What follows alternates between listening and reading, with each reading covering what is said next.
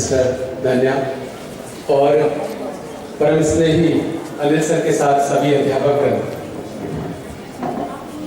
ये बड़ा गौरवशाली मौका होता है और मैं बड़ा अपने आप को धन्य मान रहा हूँ कि लगातार तीसरी बार ऐसा कोई विशिष्ट जो यहाँ पर रिटायरमेंट हो रहा और मुझे बोलने का अवसर प्राप्त हुआ। और ये गौरव की बात इसलिए भी है कि बहुत कम विद्यालय या संस्था ऐसी होंगी जो अपने स्टाफ को या कर्मचारी या जो उनके साथी है उनको फेयरवेल की पार्टी इतने धूमधाम से, मतलब कोरोना काल में भी हम इतने एकत्रित हुए हैं। मैं निवेदन करूंगा प्लीज यदि आप मेरी बात सुनेंगे पीछे रिक्वेस्ट है, क्योंकि हम आपके लिए हैं और मेरा निवेदन इसलिए भी है कि जो बात मैं आपके लिए कह रहा हूं वो आपकी बात है, मैं अपने शब्दों से कह रहा हूं। क्या कहूं, बड़ा विचित्र था क्योंकि कभी सोचा नहीं था कि क्या बोलना है, लेकिन भावों को अभिव्यक्त करने का जरिया कविताएं होती हैं। लेकिन मैंने सोचा कि कविताएं नहीं बोलूंगा कि हर बार एक जैसा हो जाता है। तो सर अनिल जैसे व्यक्ति अपने आप में एक अलग व्यक्तित्व के लोग हैं और अलग व्यक्तित्व के लोग से मतलब यह है कि उनकी सोच अलग है, उनका प्रेजेंस अलग है। मैं एक छोटी सी बात आपसे पूछता हूं कि 34 साल 34 इयर्स आपने विद्यालय में दिए और बहुत से कम लोग जानते होंगे कि बैंक की नौकरी छोड़कर उन्होंने विद्यालय को ज्वाइन किया था। यूनियन बैंक ऑफ इंडिया में सर्विस करते हुए उन्होंने विद्यालय को ज्वाइन किया। रिजर्व बैंक ऑफ इंडिया का ऑफर जो नौकरी लग गई थी उसको भी छोड़कर उन्होंने विद्यालय को ज्वाइन किया। लेकिन पिछले 34 साल में एक चीज नहीं बदली। हर चीज बदल गया, कोरोना आ गया, भूकंप आ गया, फादर बदल गया, स्टाफ बदल गया, लेकिन सर अनिल की एक बात नहीं बदली। यदि कोई मुझे बताए तो मुझे बड़ा अच्छा होगा। एक चीज नहीं बदली। नहीं सर की जुल्फें तो बिखरती है, उसमें तो लाजवाब है और मैं उसका दर्द समझ सकता हूं। सर का टसल, यदि सर के वो हील वाले शूज वो 34 साल से वैसे ही है, 34 ईयर्स। और सर एक और बात, सर के वो शूज और सर की हाईनेक, वो चाहे गर्मी हो, भीषण गर्मी हो, लेकिन सर हाईनेक पहनकर आएंगे। सर ने अपने आप को नहीं बदला, वो बदलना भी नहीं चाहिए, क्योंकि लोग आपको याद भी इसीलिए करते हैं कि परिस्थितियां कैसी भी हो, हमने अपने आप को नहीं बदला। तो सर सैल्यूट करता हूं। और मैं जैसे सेलेस्टिया मैम ने बोला था कि जो उनकी इस मुस्कुराहट है, क्योंकि हम लोगों से ज्यादा अच्छा कोई नहीं समझ सकता कि सर के पास हम लोग, मेरे as a guardian, as a younger brother हूं मैं उनका, उसी रूप में है।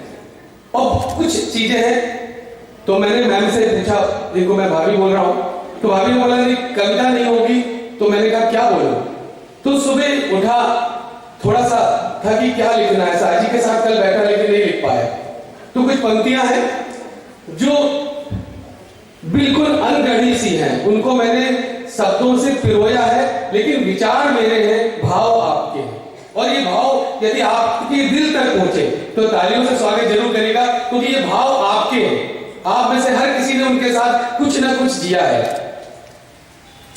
कि कल रात सपने में मेरे साथ सर आप थे, कल रात सपने में सर अनिल मेरे साथ थे, हाथों में छलकते हुए जाम थे। अब जाम का मतलब आप वैसा मत दीजिए, हम लोग चाय सर के साथ बहुत पीते हैं, तो जाम से चाय। और एक और बात मैं कहता हूं कि क्रिसमस के दिन ऐसा कभी नहीं हुआ कि हमने सर के साथ सर की वो जिंजर वाली वाइन जो है वो ना ली हो।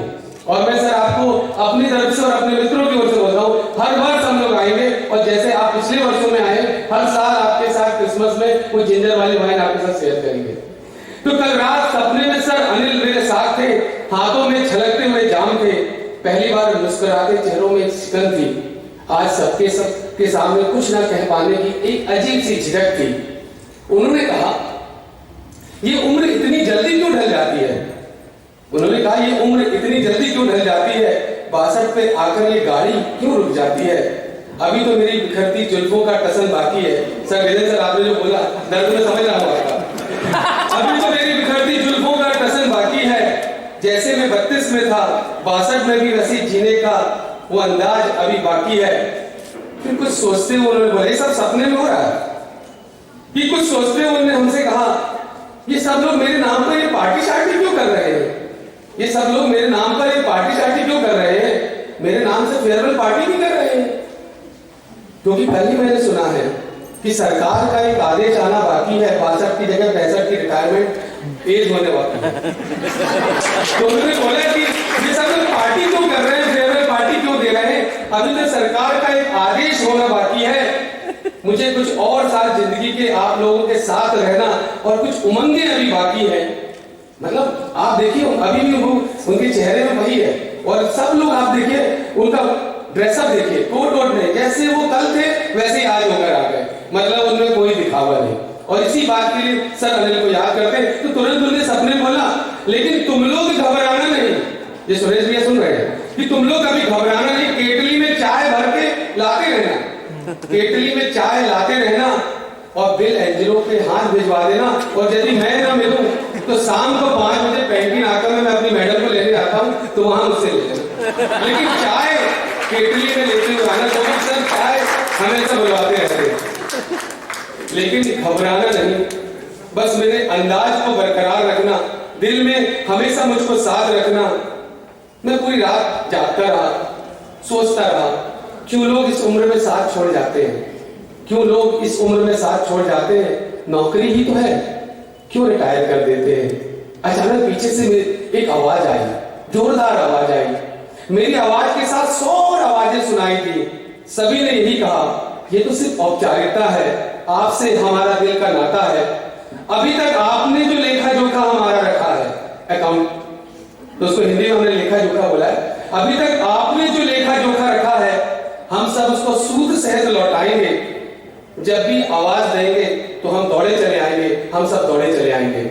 और इन अंतिम पंक्तियों के साथ अपनी बात को विराम दूंगा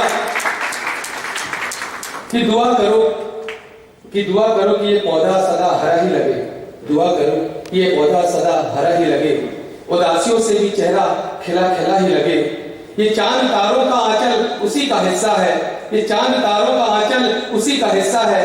कोई जो दूसरा ओढ़े तो उसे दूसरा ही लगे। अजीब शख्स है ये, अजीब शख्स है, नाराज होके भी हंसता है। मैं चाहता हूं कि खफा हो तो खफा ही लगे। जय हिंद, जय भारत।